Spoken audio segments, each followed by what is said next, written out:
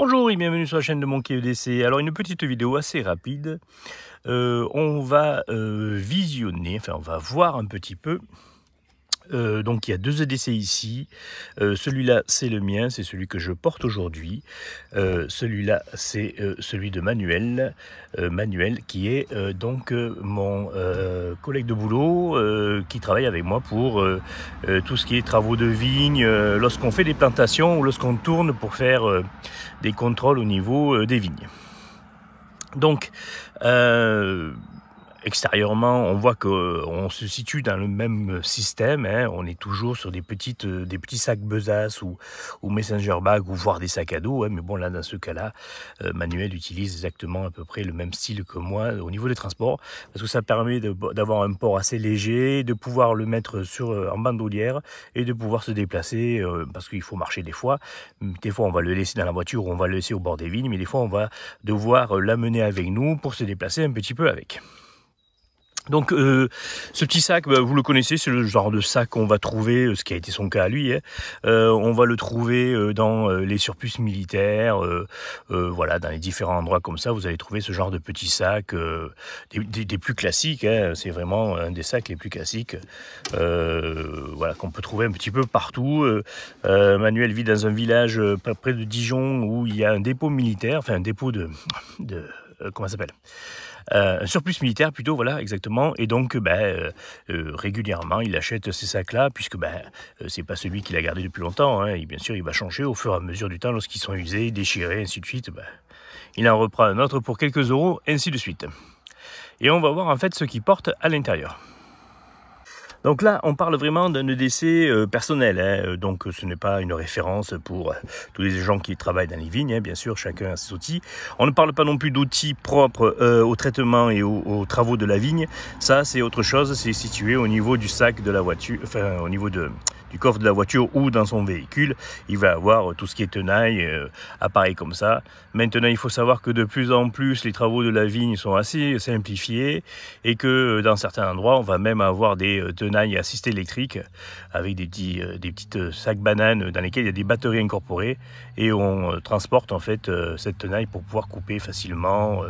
Et puis il y a pas des tenailles, des cisailles plutôt, des sécateurs plutôt, voilà. Et puis après, il va y avoir bien sûr tout ce qui va être tenaille, des choses comme ça, outils classiques qu'on va utiliser pour les petits travaux à la main. Alors, des stylos, des choses comme ça, c'est très simple, parce que ça permet de faire des repérages. Alors là, j'imagine que ça a été acheté, si j'ai bien compris, sur des, des magasins agricoles. Donc c'est marque Milwaukee, des plus classiques. Moi j'en ai un aussi ou deux que j'avais acheté aussi sur des, je crois que c'est, je sais plus le nom, Gamme Vert ou un truc comme ça qui commercialise cette marque-là. On va retrouver un stylo bille de plus classique aussi, une casquette, c'est important, avec la chaleur qu'il fait, il est important de se couvrir la tête. On va avoir donc un petit kit bobologie, ça c'est le kit bobologie des plus classiques.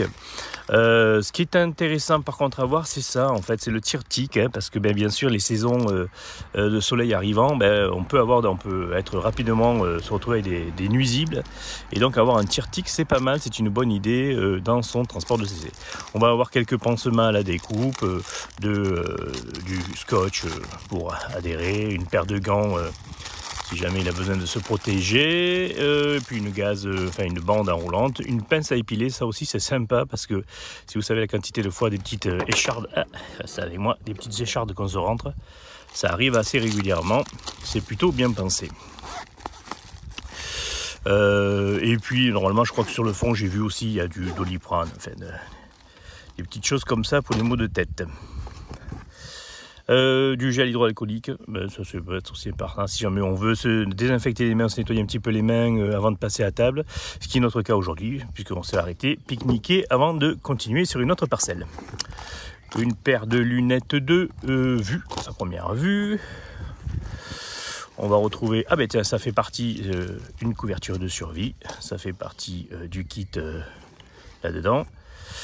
Alors ça c'est pas mal, lui vous voyez il est plutôt orienté lampe frontale, voilà, donc lorsqu'on commence tôt le matin ou qu'on finit tard le soir, avoir une source de lumière, voilà, lui préfère se libérer les mains et travailler avec donc une lampe frontale qu'il a dû acheter si je ne me trompe, celles-ci ce sont les modèles de chez Decathlon ça, ah, c'est les plus classiques, voilà, qui fonctionnent à pile.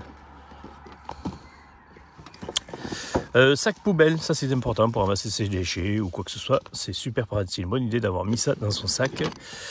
Ici on a une paire de lunettes de soleil.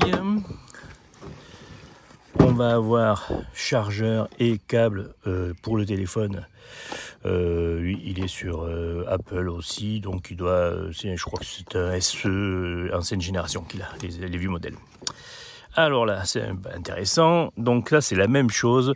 Ça, c'est le Savoyard. Hein. En fait, c'est l'Opinel qu'on va trouver généralement dans les grandes surfaces agricoles ou dans les grandes surfaces en règle générale. Ici, il y en a partout dans tous les magasins. Vous allez trouver ce genre de petits couteaux Opinel et filets. Donc ça doit être pour la table. Alors ça, ouais, ça c'est pas mal, ça je l'ai vu utiliser.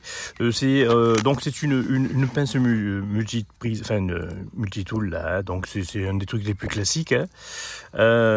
C'est une assistée au ressort, vous voyez là. Donc ça c'est des trucs que vous trouvez généralement aussi dans les magasins de bricolage. Pour quelques euros, vous allez trouver ce genre de modèle là.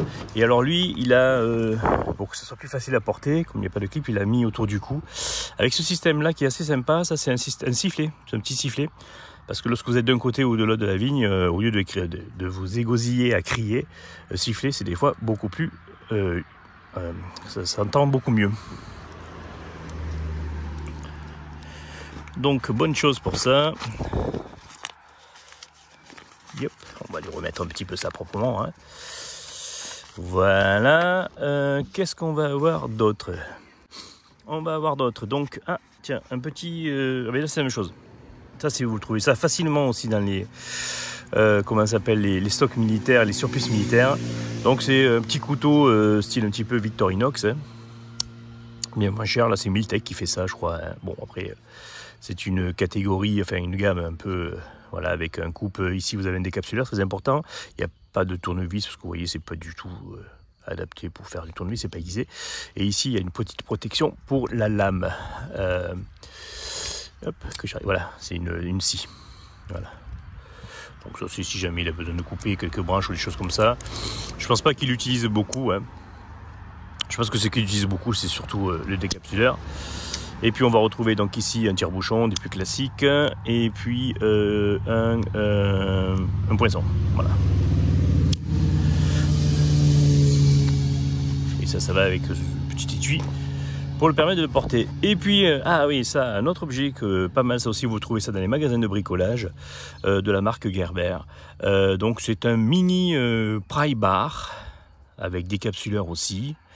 Et puis, pour ouvrir les pots, on utilise pas mal ça. Pour ouvrir les pots des produits lorsqu'on fait les traitements ou pour découper les sacs. Vous voyez la petite lame ici, cutter, pour pouvoir découper les sacs des produits que l'on va mettre dans un distributeur lorsqu'on traite les vignes. Donc ça vaut quelques euros, hein, vous le trouvez n'importe où. Hein, vous voyez, ça commence à être un peu usé, patiné. C'est quelque chose qu'il utilise assez régulièrement. Et puis, c'est tout. Voilà.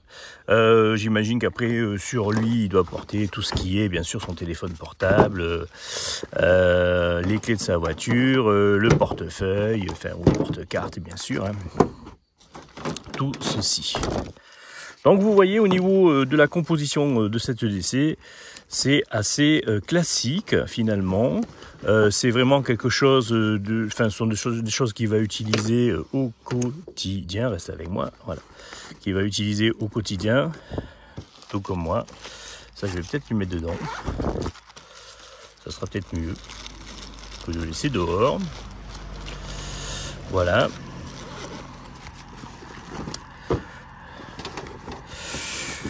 Voilà, donc tout ceci dans une petite sacoche, comme ça, la casquette, j'ai oublié. Tout ceci dans une petite sacoche, les plus classiques. Voilà, je vous remercie pour cette petite vidéo.